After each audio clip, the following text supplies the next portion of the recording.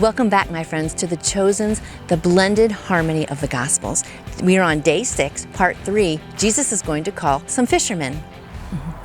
Jesus calls 4 fishermen.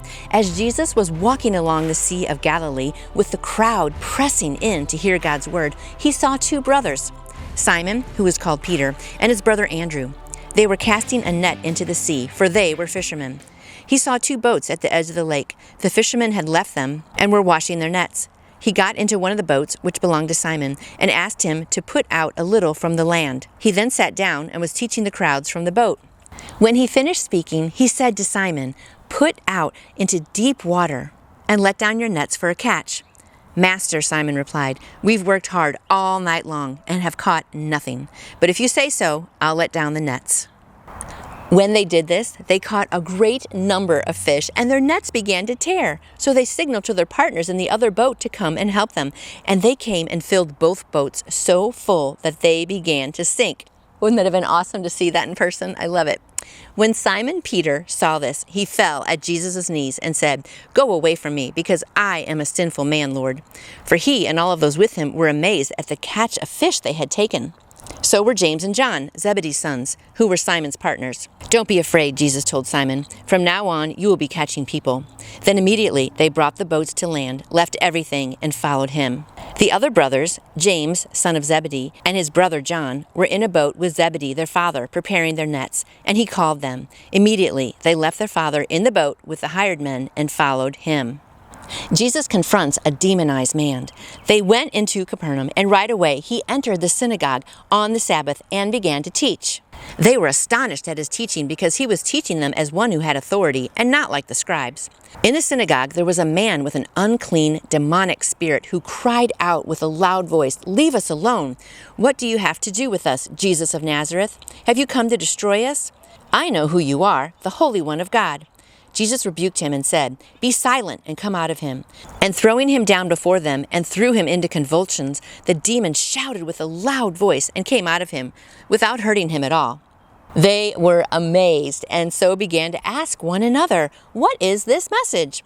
A new teaching with authority and power? He commands even the unclean spirits and they obey him." At once the news of him spread throughout the entire vicinity of Galilee. I bet it did. The next part talks about Jesus heals Peter's mother-in-law. As soon as they left the synagogue, they went into Simon and Andrew's house with James and John.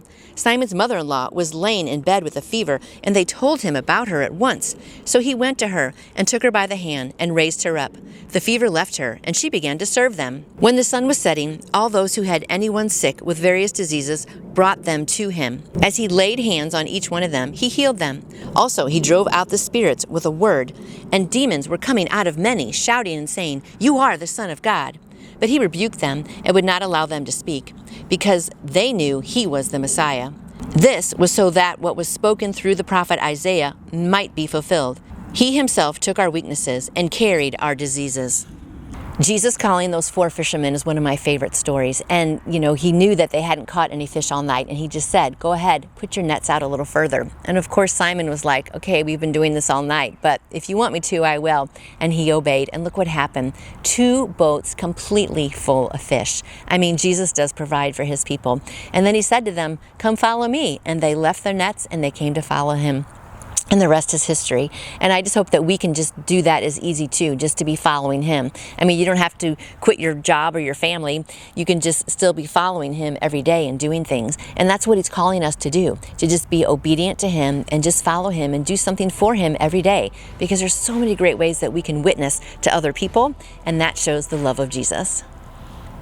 And then all the great stories of how he healed people, and just imagine those demons coming out of all the people. I mean, I can't imagine anything worse than being demon possessed. That must just be a horrifying way to live. And he cared enough for people that he would heal them one by one, because he just loved people and he took time for them. I just really like that.